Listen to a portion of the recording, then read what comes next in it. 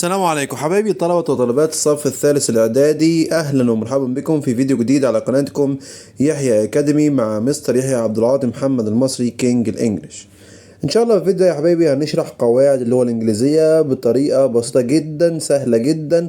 أوعدك إن أنت مشفتهاش في أي حتة، فلو أنت أول مرة تشوفني اخبط لايك واعمل اشتراك وفعل الجرس وهات ورقة وقلم وتعال. أول قاعدة معانا يا حبايبي النهاردة هي past habits، عادات الماضي. طبعا بستخدم معاها used to اللي هي اعتاد أن، بيجي قبلها subject اللي هو الفاعل، و used to والمصدر.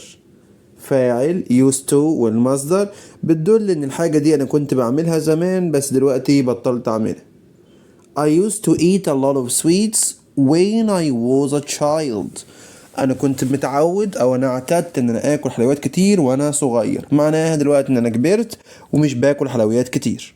اوكي، اذا فاعل used to مصدر عادة كنت بتعملها في الماضي ودلوقتي بطلتها. خد بالك حبايبي، ان شاء الله السنة الجاية في اولى ثانوي برضو حبايبنا في اولى ثانوي هننزل لكم برضو فيديوهات الفترة الجاية في حالات كتير used to. انا تالتة اعدادي على الحالة الاولى بس اللي هي subject used to مصدر. اوكي، طب لو في النفي يا مستر، لو في السؤال، طبعا used to هنا لسه قلنا من شوية هي past habits او past habits، حاجات في الماضي، عادات في الماضي. واحنا عارفين ان احنا في الماضي شاطر بننفي ايه؟ didn't والمصدر، لان انا مش عندي فعل مساعد فبجيب didn't used to والمصدر. My dad didn't used to drive across the desert when he was younger. She didn't used to drink tea. ركز هنا didn't used to.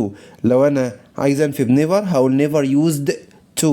عايز أنفي not هقول used not to. التلاتة صح، ولكن الأسهل وبالنسبة لي أنا كتلت إعدادي هقول didn't use to، يعني حاجة أنا ما كنتش أصلا متعود عليها في الماضي. لو سؤال يا مستر هعمل المقص، هقدم did فهتكون did فاعل used to ايه والمصدر، يعني هل انت كنت متعود على كذا او هل هو كان متعود على كذا. Did you used to swim when you were a child؟ هل انت كنت متعود تسبح في البحر وانت صغير؟ Yes I did او No I didn't، براحتك. سؤال أداة استفهام يا مستر سهلة جدا برضو، هجيب أداة استفهام مناسبة في الأول وبعد كده برضو أقدم did على الفعل وأكمل وأحذف الإجابة. What did you used to play when you were a child؟ هو أنت كنت بتلعب إيه وأنت صغير؟ أوكي، الإجابة طبعا إيه؟ I used to play football, tennis, etc. when I was young أو when I was a child. اوكي، طيب حبايبي ينفع قبل used to يجي subject ده اسم او ضمير، اسم اي حد او الضمائر السبعة اللي هي I he she it you they. اوكي، طيب ينفع حاجة تانية؟ ينفع there used to be. كان المعتاد ان يوجد، كان في حاجة كده موجودة، في الاغلب بيجي بعدها اسم او مكان. اوكي، there used to be a cinema in our street now it's a big restaurant. عارف، ده كان احنا عندنا سينما في الشارع بتاعنا بس دلوقتي بقت مطعم، يعني كان في حاجة موجودة ودلوقتي ايه مش موجودة. طيب والنفي يا مستر نفس الكلام used to didn't used to. there didn't used to be لم يكن من المعتاد ان ايه يوجد كذا مثلا. وطبعا هتلاقي عندك في امثلة، حاول ان انت تحلها واكتب في الكومنتس تحت اي سؤال يقف قصادك واحنا هنرد عليك في اسرع وقت ان شاء الله. القاعده التانية يا حبايبي معانا relative clause اللي هي عبارات الوصل، ولو ركزنا اللي هي نفسها ادوات الاستفهام، تستخدم عشان بتربط بين جملتين عشان تكون جمله واحده مركبه. I like my classmates, they share their ideas with me. انا بحب زمايلي اللي هم معايا في الفصل وهما بيشاركوا افكارهم معايا. فين يا حبايبي الكلمة المكررة هنا او حاجتين مكررين او ضمير يعود على حاجة تانية؟ عندي they هما ضمير فاعل يعود على مين؟ على classmates اللي هما زمايلي في الفصل. اوكي، طيب بالنسبة لي هنا انا محتاج ان انا اشيل الضمير الفاعل التاني ده واعوض عنه بضمير وصل ايه مناسب او بعبارة وصل مناسبة. كويس، طيب هجيب اي حاجة؟ لا طبعا I like my classmates هنا ايه؟ زمايلي في الفصل. ايه دول يا مستر؟ عاقل ولا غير عاقل ولا مكان ولا زمان ولا ملك ومملوك؟ مفيش مشكلة. لا، ما احنا مش هينفع هنا نقول يا مستر يشارك زمايل، لا ده مش ملكية خلاص. اذا عاقل، عاقل يا مستر زمايلي عقلاء او عاقلين. اوكي، او عاقلون حسب موقعها في الجملة يعني. ما علينا. وفي حد يقول لك ان زمايلي مش عاقلين، دي حاجه ترجع لك انت، يعني انتوا مع بعض ما يخصناش احنا. ولكن في الاغلب كلاس ميتس هتكون ايه؟ عاقل، فهستخدم معاها مين؟ هو. كلاس ميتس هو، يبقى هو كده تستخدم مع العاقل، تشير الى العاقل. خلاص كده، هو قبلها عاقل بعدها فعل او فاعل، مفيش مشكله. بيقول لي هنا اهو، خد بالك لما بتربط بأي رابط لازم تحذف الضمير اللي ينوب عنه، لأن أنا كده كده بحذفه عشان أنا بجيب حاجة بديله. وصلك؟ يعني مثلا لو أنت رحت الصيدلية عايز تجيب علاج معين للبرد أو الصداع أو أي حاجة، أنت ملقتوش، فالدكتور بيقول لك في بديل، بيديلك بديله. طب انت لقيته هجيبه هو وهو هو وبديله؟ اكيد لا طبعا، انا بجيب حاجه واحده بس. فنفس الكلام، انا هنا جبت ضمير وصل، فهحذف الضمير الفاعل او المفعول اللي هو ايه؟ كان ينوب عنه او هيسد مكانه. بص كده، the man who is wearing a hat is my uncle. الراجل اللي، اذا هو هنا معناها اللي، مش هو اللي ومش اللي، لا اسمها الذي او التي. انا بترجم لك بس بالبسيط خالص، عشان ايه؟ الناس اللي ما خدتش درس خالص او مش عارف حاجه في اي حاجه. واحده واحده معاك اهو. الرجل اللي لابس قبعه ماله؟ عمي او خالي. فهنا زمان هو الرجل الذي. اوكي. ولو كانت بنت او سيده كنا نقول التي، يبقى اذا هو معناها ايه؟ الذي او التي مع العاقل. طيب بالنسبة لغير العاقل يا مستر بيكون معايا which، برضو معناها الذي أو التي بس مع غير العاقل، سواء كان أشياء، حيوانات etc. This is a useful website. It explains grammar rules clearly. الموقع ده مفيد جدا، ده بيشرح قواعد الجرامر بطريقة بسيطة وسهلة. Thank you. اخبط اشتراك عشان ما نروحش منك في أي حتة، لأن احنا هننزل لك فيديوهات كبيرة جدا الفترة الجاية. This is a useful website. اوكي، انا بالنسبه لي هنا يا حبايبي it هنا تعود على مين؟ على الويب سايت. ممتاز. فاذا it غير عاقل، ويب سايت برضه غير عاقل. ما عليك اللي انت هتعمل ايه؟ شاطر، برافو عليك. هحذف it واضيف which. ليه؟ لان ويب سايت اللي هو غير العاقل ده جاي في اخر الجمله الاولى، فما عليك اللي انت هتحذف الضمير المتكرر وهتحط ايه؟ الضمير الوصل او رابط الوصل مكانه. خلاص كده which. خلاص. This is a useful website which explains the grammar rules clearly. Okay, which explains grammar rules clearly. نفس الكلام بيقول لك، خد بالك بنحذف الضمير اهو. مثال تاني، this is a festival which is celebrated every year. هذا هو المهرجان اللي بيحتفلوا به كل عام. بالنسبة لذات يا مستر، ذات تستخدم مع العاقل أو غير العاقل، وبتكون يعني informal شوية أو less formal شوية، مش رسمية قوي. يعني اللي بتكون رسمية أكتر في أي حاجات رسمية بتكون هو أو which، هو مع العاقل which مع غير العاقل. ولكن ذات ينفع تحل محل الاتنين، عاقل وغير عاقل، ماشي. ولكن الجملة أو اللغة بتاعتها بتكون غير رسمية شوية. طب كتبتها في الامتحان يا مستر تتحسب لك صح، ولا ما تقلقش من أي حاجة. This is a difficult question. I don't understand it. اوكي، السؤال ده مش سهل، انا ما فهمتوش. طيب هنا it اللي في اخر الجمله تعود على مين؟ شاطر، تعود على السؤال. اذا it هنا غير عاقل، احذفها طبعا. طيب وبعدين question هنا اللي هو السؤال، هجيب بعده which او that. خلصت، واحذف طبعا it. This is a difficult question. ده السؤال اللي مش سهل. That او which I don't understand، اللي انا ما فهمتوش. ونفس الكلام بيقول لك بنحذف الضمير. ليه؟ لان يعتبر الرابط اللي هو رابط الوصل او رابط عبارة الوصل هو اللي بينوب عنه. The boy that helped me ماله is very friendly. الولد اللي ساعدني شخص كويس وجدع وودود.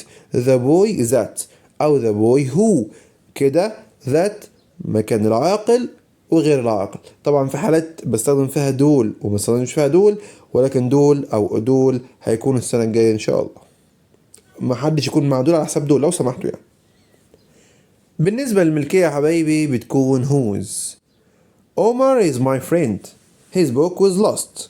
عمر صديقي كتابه ضاع. اوكي، شوف الحل كده. Omar is my friend whose book was lost.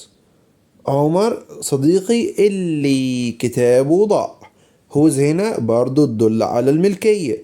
طب يا مستر حلها ملكية في الامتحان ولا حلها عاقل؟ ما هي قبل الجملة عمر او فريند، ما ده عاقل. ليه خدت هنا هوز مش هو؟ لان دايما حبايبي ببص بعين اليمين بعد النقط عشان اشوف ده مملوك ولا مالك واكمل مع اللي قبل النقط. مش فاهم؟ بص كده، عمر is my friend نقط book was lost. وخد بقى اليمين للشمال، book ها عمر، كتاب عمر، كتاب عمر. هات الكلمة التانية الأول اللي هي بعد النقط، كتاب وقبل النقط صاحبي أو عمر، كتاب صاحبي أو كتاب عمر، صح ملكية أهي. إذا whose هنا عمل إيه؟ حذف his اللي هو صفة الملكية وربط ب whose بدلها. خد بالك المرة التانية لازم مع الملكية بتترجم الكلمة اللي بعد النقط مع الكلمة اللي قبلها. لو لقيت بعدها مملوك وقبلها مالك إذن whose. بالنسبة للمكان يا حبايبي بستخدم where. This is a big shop. ده محل كبير. I buy sweets there. بشتري الحلويات من هناك. there تعود على مين؟ ها؟ اللي هي هناك تعود على المحل الكبير. طبعا تحذف ونعوض عنها بعبارة وصل أو ضمير وصل اللي هي ها شاطر. where. This is the big shop where I buy sweets. هذا هو المحل الكبير ها اللي منه أنا بشتري sweets. طب مستر كنت قلت لنا أنت في حصتنا سواء طبعا في المدرسة أو في السنتر أو في حبايبنا على الأونلاين ان ينفع المكان ده يكون غير عاقل او غير عاقل يكون مكان. اعرف ازاي حبايبي؟ نفس الجمله اللي قدامي اهي جات لي في الامتحان. This is the big shop نقط I buy sweets. اوكي، اعمل ايه؟ امسك المكان اللي هو big shop ده وحطه بعد الجمله التانية وقول I buy sweets ها big shop.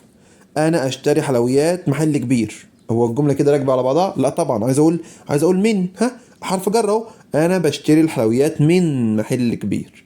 اذا عايز اقول حرف جر وهو مش موجود، وير على طول مكان. نفس الكلام مع الزمان.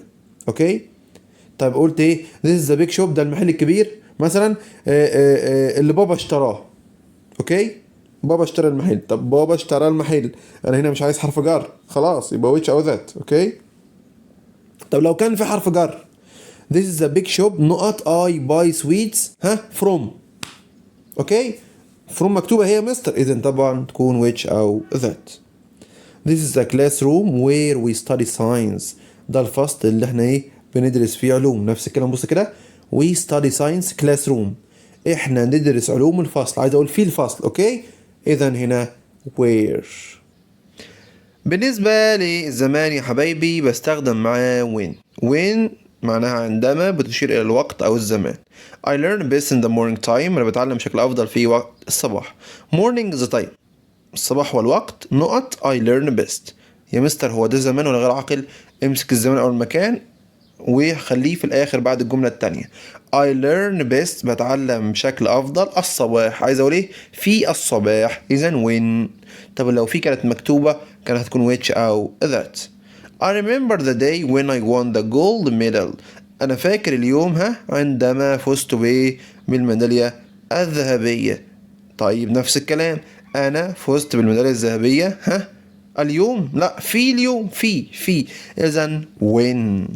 ومعانا حبايبي بعض الأمثلة من كتاب المدرسة. أي سؤال اكتبوا لي تحت في الكومنتس، ولو عايز تجاوب الأسئلة دي وتأكد من إجاباتك اكتب لي برضه وهرد عليك إن شاء الله في أقرب وقت. القاعدة الثالثة معانا يا حبايبي قاعدة الأفعال اللي بيجي بعدها to المصدر و ing. طبعا قاعدة بتسبب بعض المشاكل لبعض الطلاب، ولكن الخلاصة دايما عندنا يا حبايبي. عشان كده بقول لك تابعني دايما الفترة الجاية. لو انت اول مرة تشوفني والله تستفيد جدا جدا جدا، والمقابل الصلاة على الحبيب والدعاء بظاهر الغيب. انا عايز اعرف يا مستر امتى اجيب تو المصدر وامتى اجيب ing. طبعا تو المصدر لو الحاجه دي لسه هتحصل يا حبايبي، يعني انا قررت ان انا اسافر، انا نويت اسافر، انا اخترت اسافر، يبقى ده كله لسه ما حصلش. اخترت، نويت، قررت، ماشي، بتوقع، ان حاجه جديده تحصل، بدعيك ان انت تيجي الحفله، بخطط ان انا اعمل رحله مثلا، بعرض عليك ان انت تشتغل الشغلانه الفلانيه. ده كله ايه؟ لسه هيحصل، لسه. اذا تو المصدر يبقى في حاجه لسه هتحصل او ما حصلتش تبقى تو المصدر. طب حاجه بتحصل يا مستر معايا بالفعل او حصلت، يعني بتحصل حصلت اي ان جي. بقول لك ايه؟ ما تمشيش مع الواد ده تاني، يبقى انت بتمشي معاه اللي هي افويد، يبقى اي ان جي. لو احنا مثلا فضلنا ايه نحرق في الوقود الحفري، تغير المناخ هيزداد سوء، يبقى احنا بنعمل كده بالفعل. لو ان احنا فضلنا مثلا نرمي القمامه في النيل هنلوثه اكتر واكتر، ده بيحصل بالفعل للاسف. اذا هنا اي ان جي. اوكي، يبقى الخلاصه بالراحه كده معايا، كوبايه شايكم معايا كده بالراحه. حاجه لسه هتحصل او ما حصلتش تو المصدر، حاجه بتحصل معايا بالفعل او حصلت اي ان جي. اوكي، طبعا نفي تو نوت تو، ونفي الاي ان جي نوت واي ان جي. هديلك مثال من هنا ومن هنا عشان ما تتوهش معايا وعشان الوقت. احمد decided to use my tools. احمد قرر يستخدم الادوات بتاعتي، يبقى لسه هيستخدمها. طب ايه في يا مستر؟ احمد decided not to use my tools. احمد قرر الا يستخدم ادواتي. طيب النوع التاني يا مستر قلنا اللي بيجي بعد اي ان جي. You should avoid going out late at night. يجب ان انت ايه تبطل تخرج متأخر بالليل. يبقى انا بعمل كده بالفعل اهو، عشان كده avoid going. اوكي، طب انا عايز انفي، كنت هنفي بنوت. avoid not going. اوكي، he suggested not going to the park. أو هو اقترح عدم الذهاب إلى الحديقة. إذا ing نفيها not ing. النوع التالت يا حبايبي ده نوع بنحل شوية في نفسه كده، اللي هو بيجي بعد الاتنين تو المصدر ing مع عدم اختلاف المعنى، ولكن للأسف برضه بيكون ليه حالات وشواذ. we continue to run. we continued running. الاتنين صح. we continued to run أو we continued running. I like eating. I like to eat. الاتنين ماشيين مع بعض. ولكن لو جبنا قبل love like prefer would، يعني would love would like would prefer، هتكون اتنين اهي would love would like would prefer، يبقى تو المصدر. اوكي، نفس الكلام يا حبايبي مع start و begin، نفس الكلام بيجي بعدها الاتنين تو المصدر و ing. ولكن لو start او begin هي نفسها فيها ing، يعني starting beginning هيكون بعدها to والمصدر. النوع الرابع يا حبايبي ده بالظبط عامل زي الناس اللي بوشين في حياتنا، ربنا يكفينا شرهم، قولوا امين. انا بيجي بعد تو المصدر فهكون بوش، وممكن يجي بعد ان جي هكون بوش مختلف. مش فاهم يا مستر؟ واحده واحده معايا. ريمبر يتذكر. لو الحاجه دي انا عملتها، حصلت معايا بالفعل، انا كنت قاعد كده مع نفسي قلت ايه ده، انا فاكر ان انا قابلت الولد ده قبل كده، قابلته بالفعل. اوكي، اي ان جي خلاص. ايه ده، انا لازم افتكر ان انا اروح الدرس، يبقى لسه هروح تو المصدر. وصلت؟ يبقى ريمبر اهي حاجه اي ان جي بعدها، يبقى حاجه انا عملتها بالفعل وافتكرت ان انا عملتها. طب حاجه تو المصدر افتكرت ان انا لسه هعملها. الخلاصه اللي قلت لك من شويه، تو المصدر لسه هتحصل، اي ان جي حصلت وبتحصل، ما تنساش. Remember to bring your homework tomorrow. تذكر ان انت تجيب الواجب معاك بكره. حبايبي دايما الامر بعديه تو المصدر عشان لسه هيحصل. افتكر تجيب الواجب معاك، ما تنساش تجيب الواجب معاك، نفس الكلام تو والمصدر. I remember waking up in the middle of the night. ايه ده، انا فاكر انا امبارح وانا نايم قلقت بالليل، يبقى حصلت معايا بالفعل. اذا اي ان جي. طبعا عكسها forget يعني ينسى، عكسها في المعنى بس ولكن نفس الحاجه تو المصدر، يبقى انا نسيت اعمل حاجه لسه هعملها. امال forget و ing حاجه انا عملتها ونسيت ان انا عملتها اصلا. She forgot to buy her grandfather's newspaper so he was angry. واحده جدها قال لها وانت جايه مثلا من الشغل او من تحت مثلا هاتي لي معاك ايه، نيوز بيبر، جورنال يعني. اوكي، فهي رجعت البيت ونسيت تجيبهوله، فهو كان زعلان. عشان كده ايه forget to buy، هي ما اشترتش اصلا، بالدليل ان هو زعلان منها او غضب منها. طب التانية I forgot phoning the manager so I phoned him again. ايه ده، انا كلمت المدير من شويه ونسيت ان انا كلمته اصلا، فرحت مكلمه تاني. يا مدير معلش انا نسيت اكلمك عشان كنت مشغول. فقال يا ابني انت لسه مكلمني من ساعتين. خلاص، يبقى انا كلمته ونسيت ان انا كلمته فرحت مكلمه تاني. forgot و ing حاجه انت عملتها ونسيت ان انت عملتها. forgot to المصدر حاجة انت نسيت تعملها اصلا. stop يعني يتوقف، دي كتير في الامتحانات. stop to المصدر انا توقفت عن حاجة عشان اعمل حاجة تانية. انا كنت مثلا باكل وبطلت الاكل عشان اروح اذاكر، ولا العكس، ما علينا مش هتفرق يعني. المهم انت بطلت حاجة عشان تعمل حاجة تانية. ما حدش هيقول اصلا هبطل اكل واروح اذاكر ازاي يا مستر، ما علينا يعني. ممكن تبطل المذاكره خالص عشان تروح تاكل، انا عارف. يبقى انا حاجه كنت بعملها سبتها عشان اعمل حاجه تانية، يبقى ستوبت والمصدر. طب حاجه انا بطلت اعملها بشكل نهائي او مؤقت تبقى اي ان جي. بص كده المثال: on her way home وهي مروحة دينا stopped to talk to her friend ندى. دينا وقفت عشان تتكلم مع صاحبتها ندى. ركز هنا، دينا كانت ماشية شافت ندى وقفت عشان تسلم عليها، يبقى توقفت عن شيء لفعل شيء آخر. to هنا معنى لكي اوكي. ولكن لو قلنا نفس المثال ده دينا stopped talking to her friend ندى، دينا توقفت عن الكلام مع ندى، يبقى هم ايه؟ ها سامعك شطورة برافو عليك، هم متخاصمين بطلوا يكلموا بعض. اوكي. he stopped smoking because he was ill. واحد تعب شوية راح للدكتور قال له لازم توقف ايه تدخين. بعدها بيوم 2 3 حد كان ايه عايز يدخن، فقال له ايه لا معلش I stopped smoking، انا ايه توقفت عن التدخين. شكل مؤقت او نهائي، نتمنى طبعا يكون نهائي وربنا يعفو عن الجميع، قولوا امين. اذا ستوب تو المصدر بطلت حاجه عشان اعمل حاجه تانية، او توقفت عن شيء لاعمل شيء اخر لكي اعمل شيء اخر. اما الاي ان جي انا بطلت الشيء اللي كنت بعمله ده بشكل مؤقت او نهائي. طيب بالنسبه لتراي يا حبايبي، تراي لو بعديها تو المصدر يعني انا هحاول اعمل حاجه والحاجه دي بيكون فيها مجهود شويه. تراي تو المصدر يحاول ان يفعل شيء وبيكون فيه مجهود شويه، وفي الاغلب في الاخر ممكن ما يعرفش يعمل. اوكي، ما احنا قلنا تو المصدر ما حصلتش اهي. اي ان جي انا بجرب، بعمل حاجه بجربها عشان اشوف النتيجه هتنفع ولا لا، والتجربه في الاغلب بتكون حاجه مش محتاجه مجهود كبير. She tried to solve the math problem. هي حاولت موتت نفسها عشان تحل مسألة الرياضة دي. But it was difficult. بس كانت ايه غير سهلة او رخمة. فهي حاولت تحلها ولكن للأسف ما عرفتش برضو في الآخر. عشان كده try to المصدر، حاول ان انا اعمل حاجة دي وممكن في الآخر ما اعرفش اعملها عشان to المصدر ما حصلتش. طيب she tried eating fresh vegetables and she liked them. حد كده نوع اكل معين، هنا بقول لك فريش فيجيتابلز اللي هي الخضروات الفريش، او اكله كنت عند عمتك خالتك عند اي حد وعاملين عزومه وفي اكله معينه انت ما بتاكلهاش، فهم بيحاولوا يقنعوك ان انت تاكل يعني. طب يا عم جرب يا عم مش هتخسر حاجه والله ده تحفه، جرب بس كده. فانت ما شاء الله جربت ايه معلقه او اتنين، فايه حبيت الموضوع، لقيت الدنيا طب ما حلوه ايه الاكله حلوه ايه ما شاء الله، ممكن ايه ربنا يستر على الدراعات اللي حواليك ان انت ما تاكلهمش بالمره. فيجرب ان حاجه دي انا جربت فعجبتني. تراي واي ان جي انا جربت. اوكي، حد عنده صداع فحد يقول له ايه try taking this aspirin، طب جرب كده تاخد ايه الاسبرين دي ممكن ان شاء الله تنفع معك. وطبعا دي بعض الامثله من كتاب المدرسه، اي سؤال اكتب لي تحت في الكومنتس. القاعدة الرابعة معانا يا حبايبي reported questions، اللي هي سؤال في الكلام غير المباشر.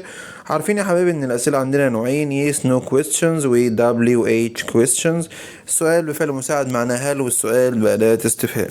اولا في الاول خالص كده يعني يا مستر كلام مباشر او كلام غير مباشر؟ حبايبي كلام مباشر يعني الكلام ده اتقال على لسان صاحبه هو اللي قاله، وده عشان كده لازم تحط علامات تنصيص عشان نعرف ان صاحبه هو اللي قايله مش حد تاني. اما الكلام غير المباشر او اسمه الكلام المنقول، عشان كده اسمه reported كلام منقول، حد خد الكلمتين دول وراح نقلهم لحد تاني. اوكي، اذا بكلام غير مباشر. طبعا في اسس معينه لازم امشي عليها، يا ريت تركز معي. في الاول يعني سؤال بهل، يعني سؤال بفعل مساعد احد الافعال المساعده اللي هي verb to be am is are was were، verb to do does did، verb to have has had، وجميع المودر verbs اللي هي الافعال الناقصه اللي هي will would shall should may might can could must need وهكذا. اوكي خلاص، يبقى احنا كده عرفنا السؤال بهل بيبدأ بأي فعل مساعد أو ناقص. طيب بعدين خد بالك انت المفروض بقى عندك حد بيسأل، وفي حاجة اسمها فعل القول ومتلقي. طبعا في السؤال وفي الأمر مفيش متلقي، بس سعادتك اللي هتكون متلقي هتكون مين. اوكي. والمفروض كوما وعلامات تنصيص، وببدأ السؤال بتاعي فعل مساعد يبقى أداة استفهام. طب أنا لقيته بادئ بفعل مساعد من اللي احنا قلناهم دول، فعل مساعد أكيد طبعا هحذف علامات التنصيص وهربط بإف أو whether. إف أو whether اللي هي معناها إذا أو لو. ومن أهم الحاجات المهمة يا حبايبي إن أنا لازم هحول الاستفهام ده لجملة خبرية من علامة استفهام لنقطة. تفرق؟ طبعا. اتأكد ان بعد if او whether او أداة الاستفهام اللي احنا هنربط بيها لازم يكون فاعل فعل، لازم يكون فاعل في الأول وبعدها فعل. اوكي. طبعا ما ننساش ان احنا هنغير فعل القول لفعل يناسب الجملة نفسها. طبعا ده سؤال فيكون عندي asked، ودي معناها سأل وبيجي بعديها متلقي، او ما يجيش مش مشكلة، بس في الاغلب بيجي بعدها متلقي. اما wondered inquired wanted to know هي افعال لازمة ما يجيش بعدها متلقي، وبربط بإف او whether، وطبعا بعدي الفعل او المفعول، وبعد كده الفعل بتاع الجملة في زمن ماضي عشان ارجع خطوة لورا في الزمن. طب يفكرني هنا اهو ان احنا بنعمل زي عملنا من الاول، بحذف كوم علامات تنصيص، بحول الافعال لو كان عندي say to تبقى ask، لو says to تبقى asks وطبعا بعدها المخاطب. وفي الحالتين اللي من فوق دول say او says بيكون فعل القول مضارع، مش بحول زمن الجملة ولا الظرف، بحول الضمير فقط. اما لو كان ماضي said to بخليها asked واحول كل حاجة عادي. طبعا بيفكرني تاني ان هرجع خطوة للخلف بالزمن، كمان الظروف الزمن والمكان هرجع خطوة عشان تناسب الزمن اللي رجعت فيه. لو كان اسم إشارة قريب هخليها بعيد، لو كانت هنا here تبقى هناك there. لو كان مثلا tomorrow اللي هو غدا اللي هو يكون the following day اليوم التالي أو the day after. طب لو كان امبارح yesterday يبقى the day before أو the previous day، وهكذا. مثال will you buy this t-shirt؟ أشرف said. أشرف بيسأل هتشتري التيشيرت ده؟ طب هنا مفيش متلقي خلاص. أشرف wondered. طب مستر ينفع أقول لي أشرف asked me؟ yes ينفع. أشرف asked me سألني أنا. طبعا هنا بدأ بإف، ده فعل مساعد أو فعل ناقص، هربط بإف أو whether اللي معناها إذا أو لو، ولازم أعيد الترتيب، بدل will you تبقى you will، وبعد كده تحول بقى. أشرف سألني لو أنا، إذا you تحول لآي، والماضي من will شاطر would I would by مصدر زي ما هي، وthis اسم إشارة قريب يتحول لبعيد that t-shirt. أشرف wondered أو أشرف asked me if I would buy that t-shirt. مستر لو كان عندي في السؤال do does did أعمل إيه؟ أحذفها. ليه؟ لأن هي أصلا ما كانتش موجودة في الجملة العادية. يعني مثلا لو حد قال لك yes I like pizza، نعم أنا أحب البيتزا، اسأل كده هتقول له do you like pizza؟ إذا do ما كانتش موجودة أصلا، ده أنت اللي جبتها لما ما كانش عندك فعل مساعد. فلما يكون عندي do أو does أو did في السؤال بهل وأنا عايز أحولها لغير مباشر، احذف do أو does أو did. طبعا لو كان عندي do أو does يبقى ده كده مضارع بسيط، هحول زمن الجملة لماضي بسيط. طب لو كان عندي did هتبقى ماضي بسيط، ينفع اسيبها زي ما هي ماضي بسيط، او احولها لاقدم منها اللي هو شاطر شطورة اللي هو الماضي التام. مثال do you get up early مريم؟ زمزم said. زمزم بتسأل مريم هل بتصحي بدري؟ اهي زمزم asked مريم. if او whether هحذف كوم علامات تنصيص، طبعا حذفت do، الجملة هرتبها يا مستر حبيبي ما هي مترتبة خلاص. زمزم سألت مريم لو هي، إذا يو تتحول لشي وجيت الماضي منها شاطر got up early. زمزم asked مريم if أو whether she got up early.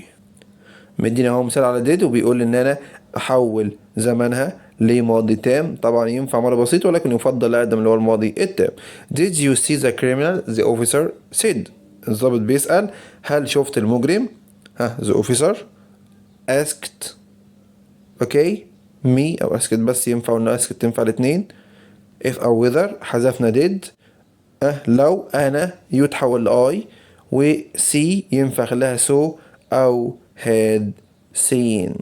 ما تنساش ان انت لازم بعد if او whether او حتى اداة الاستفهام اللي هو دلوقتي لازم بعديها جملة خبرية، فاعل او مفعول طبعا وبعديها فعل. اوكي.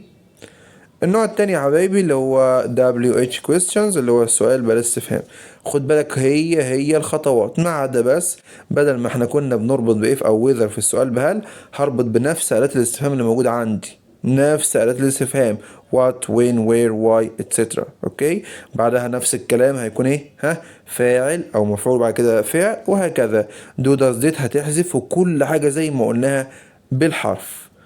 النوع التاني يا حبايبي اللي هو WH questions اللي هو سؤال بأداة استفهام، نفس اللي قلناه بالحرف يا حبايبي، بالحرف نفس التحويلات في كل حاجة ما عدا حاجة واحدة. الرابط هناك في السؤال بهل كنت بربط بمين؟ شاطر، if أو whether اللي معناه إذا أو لو. أما هنا هربط بنفس أداة الاستفهام اللي هي when what how where who، أي أداة استفهام مناسبة للمعنى. لو هو مديني جملة رايت وانا هحولها، ولو كانت جملة كومبليت هنضطر اترجم عشان اشوف ايه الرابط المناسب للمعنى. مثال why has she arrived home late. كده علي بيسأل ليه هي اتأخرت. طب انا عايز احول عشان الجملة دي مش مكتوبة قدام التحويل. علي asked، علي سأل، علي wondered، علي inquired، علي wanted to know. اي واحدة صح.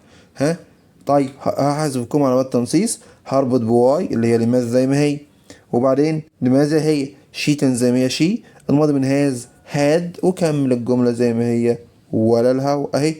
علي asked her او علي asked why she had arrived home late. طب الزمن يا مستر نفس الكلام، الظرف يا مستر نفس الكلام، دو داز ديد يا مستر نفس الكلام، كله نفس اللي احنا شرحناه في السؤال بهل. فلو انت سرعت الفيديو ارجع من الاول تاني في السؤال بهل حوالي 5 دقايق وهتعرف نفس التفاصيل. طبعا يا حبايبي بيذكرني ان احنا مش بنحول الزمن زي ما قلنا برضو في السؤال بهل. لما يكون فعل القول مضارع ساعتها هنحول الضمير بس ومش هنحول الزمن. Do you like coffee? He asks.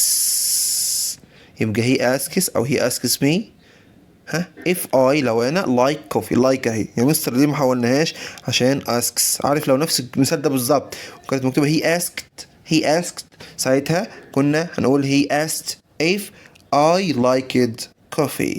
في أمثلة هنا complete حلها وابعت لي لو في حاجة وقفت قصادك، وبرضه هجيب لك أمثلة على الريلاي.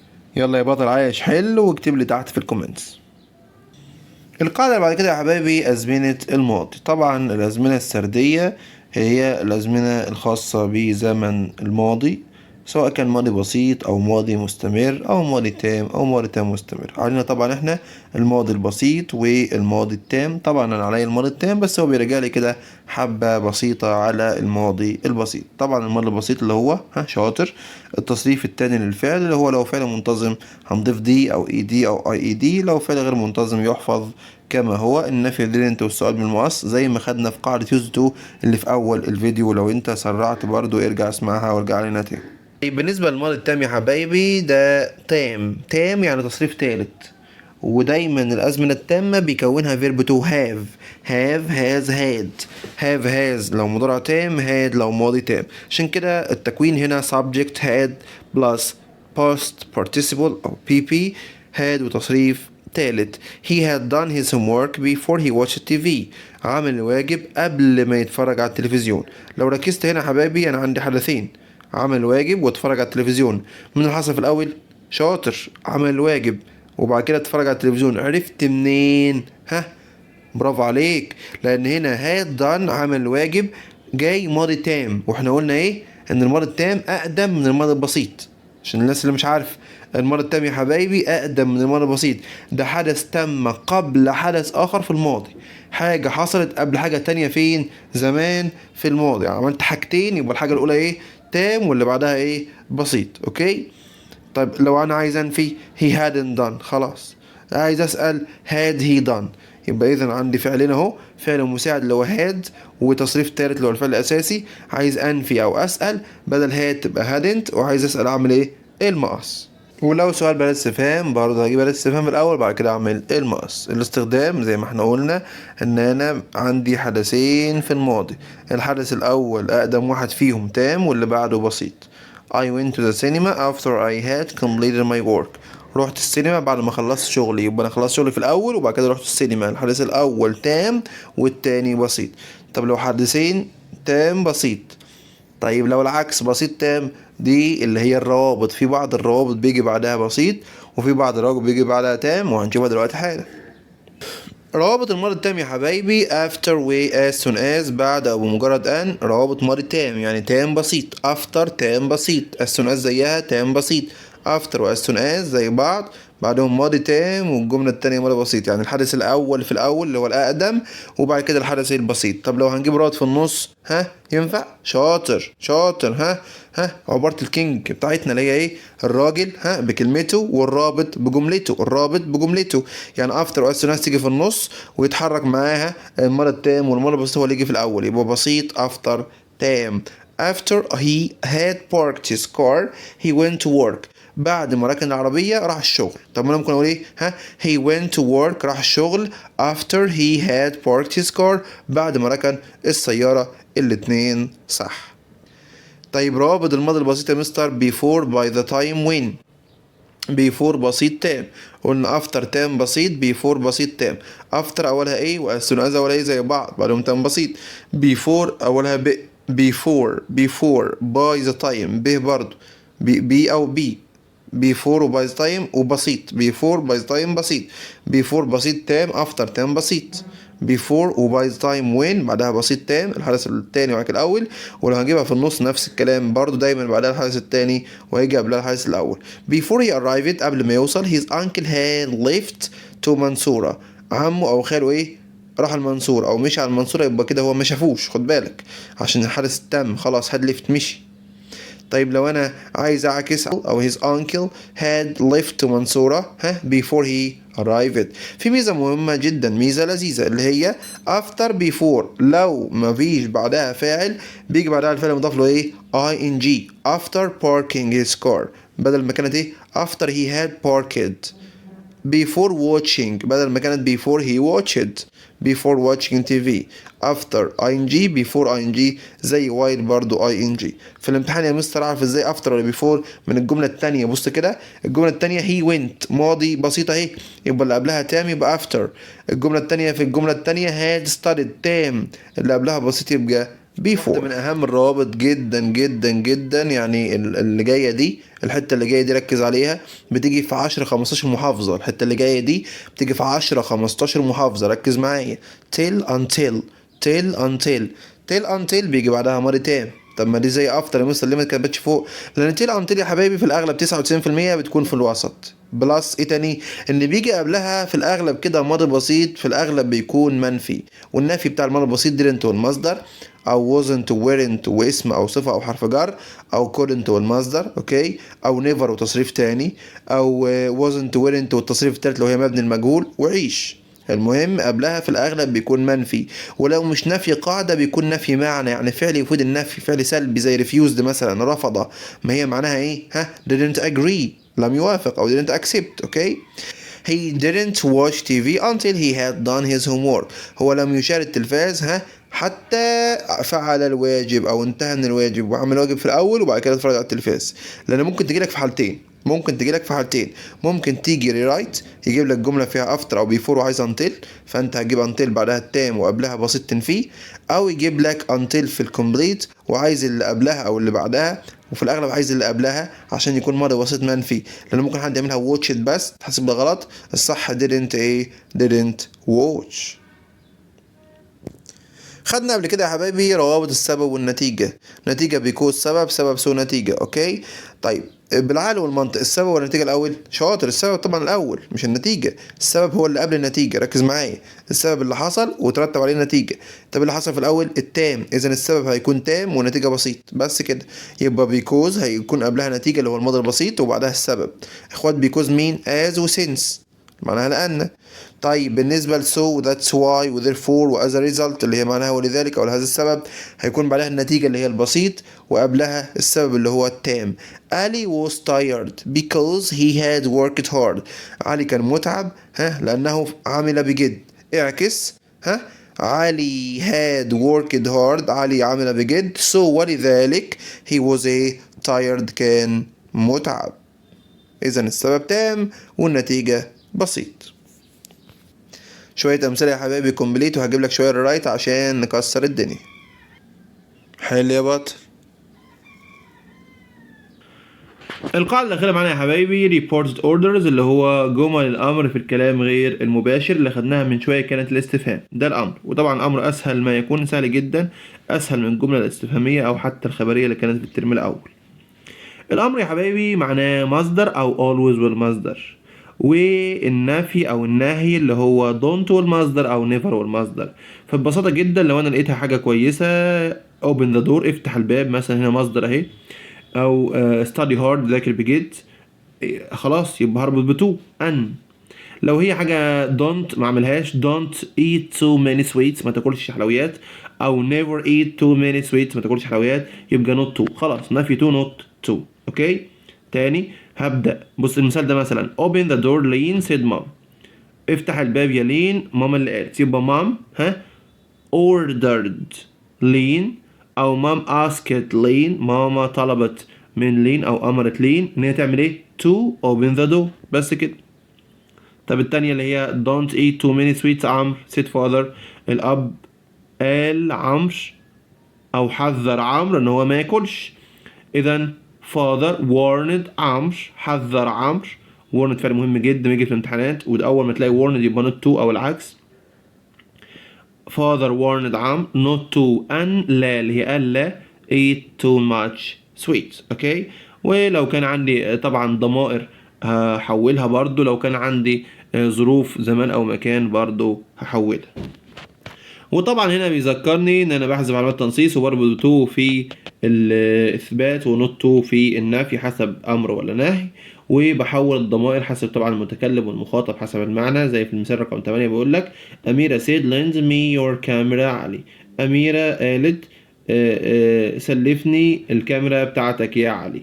إذا أميرة asked علي، أميرة طلبت من علي to lend her أن يسلفها الكاميرا بتاعته هو his كاميرا. اوكي، وبحول ظروف الزمان والمكان برضو زي ما اخدنا في الجملة الاستفهامية. لو انت في حاجة مش فاهمها ارجع للجملة الاستفهامية في القاعدة الرابعة اللي هي قبل دي قاعدتين، وهتفهم كل حاجة ان شاء الله.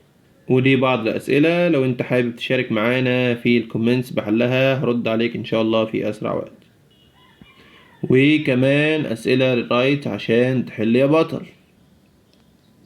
وبكده يا حبايبي الحمد لله نكون وصلنا لنهاية فيديو النهاردة. الحمد لله شرحنا قواعد اللغة الإنجليزية للصف الثالث الإعدادي، ونزلنا قبلها تانية إعدادي وقبلها أولى إعدادي، وإن شاء الله في الأيام اللي جاية هننزل أولى وتانية وتالتة ثانوي فيديوهات كتيرة شرح الجرامر وشرح كل اللي أنت عايزه وحل امتحانات. إن شاء الله معانا هتقفل إنجليزي وهنفك عقدة الإنجليزي. يا ريت ما توقفش القناة عندك وشارك الفيديو ده مع أصحابك لتعم الفائدة للجميع. اللهم علما ينتفع به، والسلام عليكم ورحمة الله وبركاته.